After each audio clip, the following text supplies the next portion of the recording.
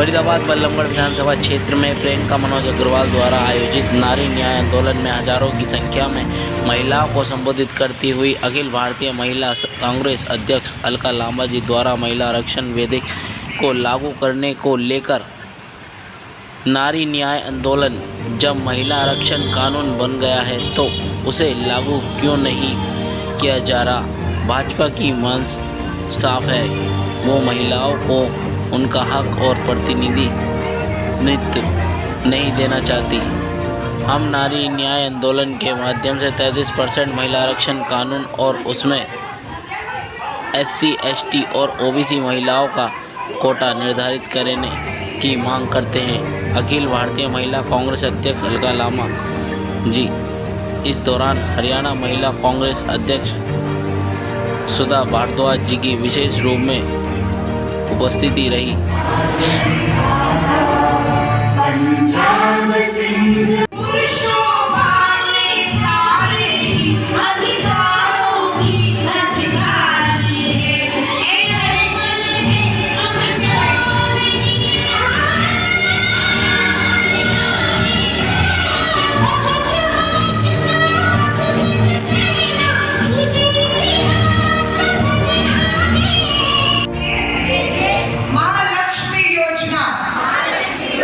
लागू होने तक अपना संघर्ष यूं ही जारी रखें। महिला अपराध के खिलाफ चुप नहीं बैठूंगी और अपने आसपास हुए महिला अपराधों के खिलाफ अपनी आवाज उठाऊंगी और पीड़ित के संघर्ष में उसका साथ दूंगी। मेरा संघर्ष राजनीतिक, आर्थिक और सामाजिक न्याय का हक मिलने तक यूं ही जारी रहेगा। तो हमारा हक क्या है? न्याय का हक। आप बोलिएगा मिलने तक। न्याय का हक, न्याय का हक, न्याय का हक, न्याय का हक मिलने तक ये संघर्ष अब यूं ही जारी रहेगा। जिले तक, गांव तक हमारी हर बहने की परिवार और चौखटों तक पहुंचेगा, ताकि उसकी उम्मीदें बनी रहे कि हम आ गई हैं। अब एक गीत।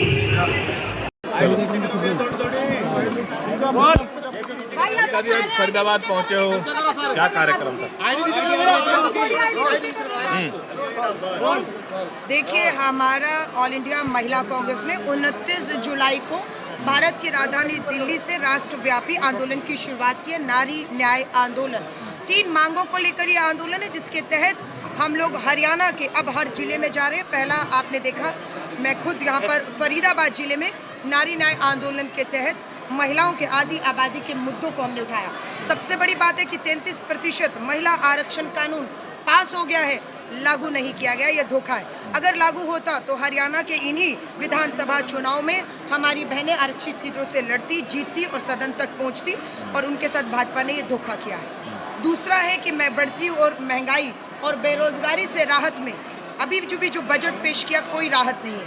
घरेलू सिलेंडर की कीमत सबने बताया है, आसमान छू रही है। मोदी जी की गारंटी का सिलेंडर 500 का, 450 का किस देश में किस महिला को मिल रहा है, हम पूछते हैं भाजपा से। महंगाई और बेरोजगारी, सरकारी नौकरी और निजी नौकरियों में महिलाओं के लिए आरक्षण हो, ये हमारी मांग है। 50% हमारी मांग है कि हरियाणा के अंदर महिला पुलिस थानों का गठन और किया जाए, बढ़ाया जाए, और उसमें महिला पुलिस की भर्ती 50% की जाए। हरियाणा में 50%, क्योंकि जो अपराध है वो इतना बढ़ चुका है कि आप महिलाओं के साथ लगातार जघन्य अपराध, बलात्कार, यौन उत्पीड़न, और माँ एक आई है जिसकी बेटी को दहेज हत्या में जो है उसका आरोप है कि मार डाला गया है। बेटियों के साथ न्याय नहीं, बेटियां सुरक्षित नहीं है। दिनेश फोगाट का उदाहरण हमारे सामने है। वो बेटी देश में भी साजिशों से घिरी रही, उस बेटी को न्याय नहीं मिला, और विश्व पटल पे भी वो बेटी जो स्वर्ण पदक लाकर इतिहास रचने के बिल्कुल दहलीज पे खड़ी थी, उस बेटी के साथ भी अन्याय हुआ है। न्याय किसी को भी नहीं मिल रहा।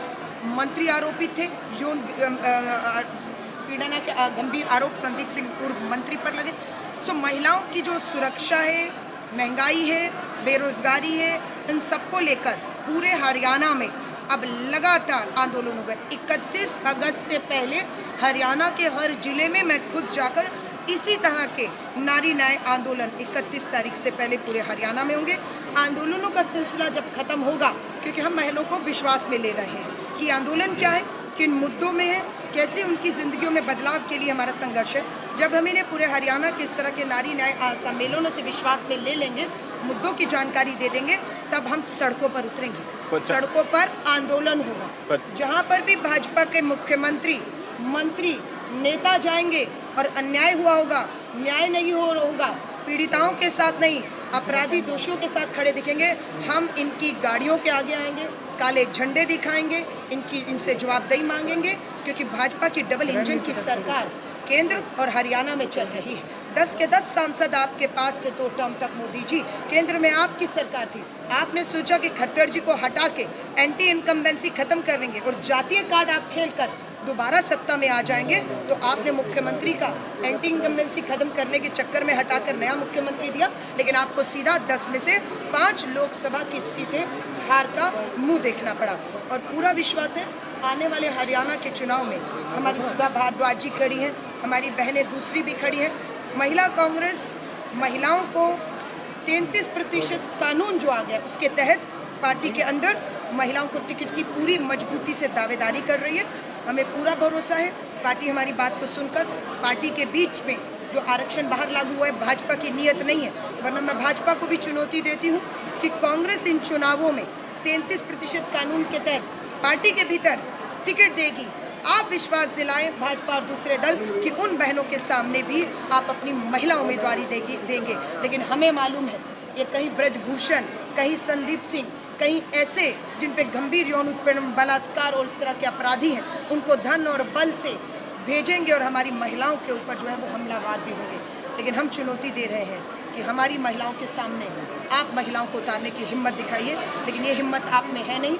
आप महिलाओं को सिर्फ अपने राजनीति के हथकंडा बनाकर इस तरीके से कर रहे हैं कि आपकी महिला आयोग की, राष्ट्रीय महिला आयोग के अध्यक्ष को भी इस्तीफा बीच में देना पड़ा।